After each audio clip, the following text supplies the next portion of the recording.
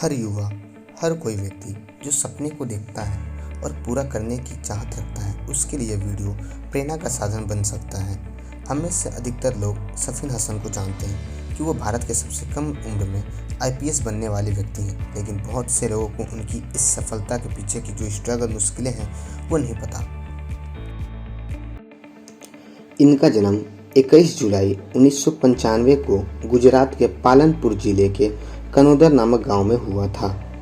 इनके पिता का नाम मुस्तफ़ा हसन, माता का नाम नसीम बानो तथा इनके छोटे भाई का नाम असनैन हसन है।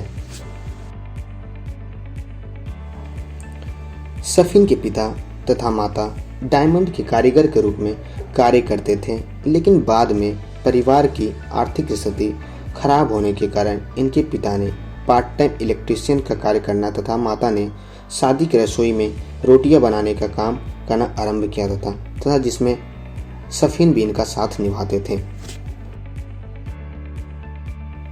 सफीन ने अपनी प्रारंभिक शिक्षा अपने गांव के स्कूल SKM हाई स्कूल कनौदर से किया था। जब वह अपने स्कूल में पढ़ते थे तो स्कूल का दौरा करने के लिए एक कलेक्टर आए हुए थे।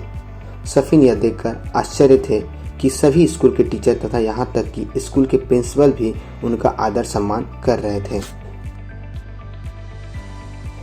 सफीन जब अपने घर पहुँचते हैं तो वह अपने मौसी से पूछते हैं कि सभी लोग कलेक्टर का सम्मान क्यों कर रहे थे।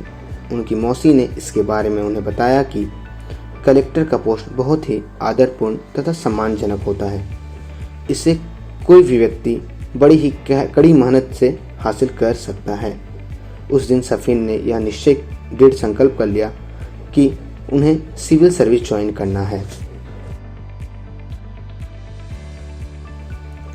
सफीन ने 10वीं कक्षा में अपनी मेहनत के दम पर 92% अंक प्राप्त किया था, पर 11वीं कक्षा में एडमिशन के लिए उनके पास पर्याप्त पैसे नहीं थे, जिसको देखते हुए स्कूल ने उनका 50% जो फीस था माफ कर दिया था।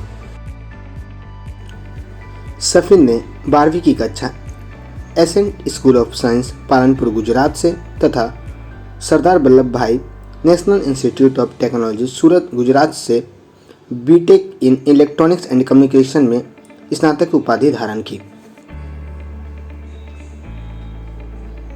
जब सफीन ने अपने लक्ष्य को निर्धारित किया कि उनको यूपीएससी क्लियर करना है, तब उनके सामने और भी एक बड़ी चुनौती थी, इंग्लिश की।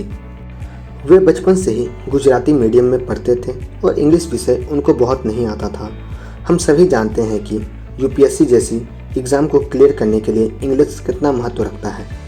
वो कहते हैं कि इस मुश्किल के लिए उनके पास सिर्फ 2 ही रास्ते थे, एक कि वह यहाँ से वापस मुड़ जाएं और यूपीएससी की तैयारी से क्विट कर दें, या दूसरा कि काफ़ी मेहनत करें और इंग्लिश विषय को मजबूत करें और आगे बढ़ें। सफीन ने दूसरा रास्ता पसंद किया और इंग्लिश विषय में खुद को इतना काबिल बनाया कि बाद में कहीं पर भी उन्हें इंग्लिश के संबंधित समस्याओं को नहीं फेस करना पड़ा।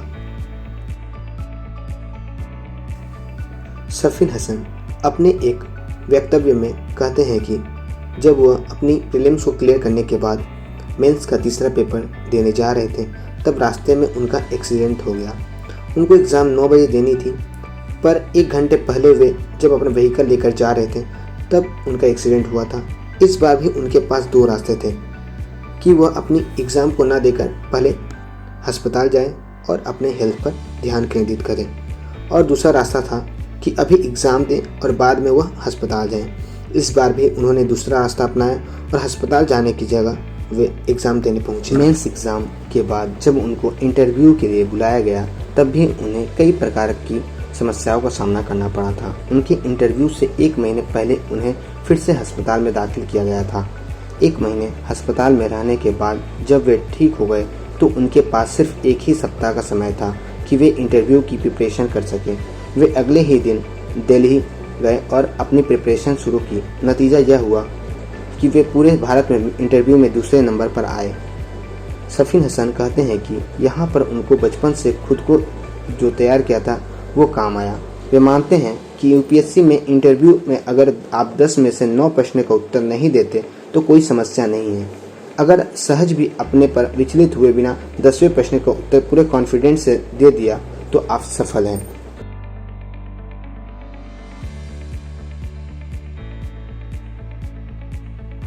सफिन ने 2018 में यूपीएससी का एग्ज़ाम क्लियर किया और उनका रैंक 570 था। 23 दिसंबर 2019 को इन्हें गुजरात के जामनगर में असिस्टेंट सुपरिटेंडेंट ऑफ पुलिस का पदभार दिया गया। सफिन की बायोग्राफी से सीख। उनके जीवन में कई तरह के संघर्ष थे, लेकिन उन्होंने कभी भी खुद को उन संघर्ष के सामने झुकने नहीं दिया।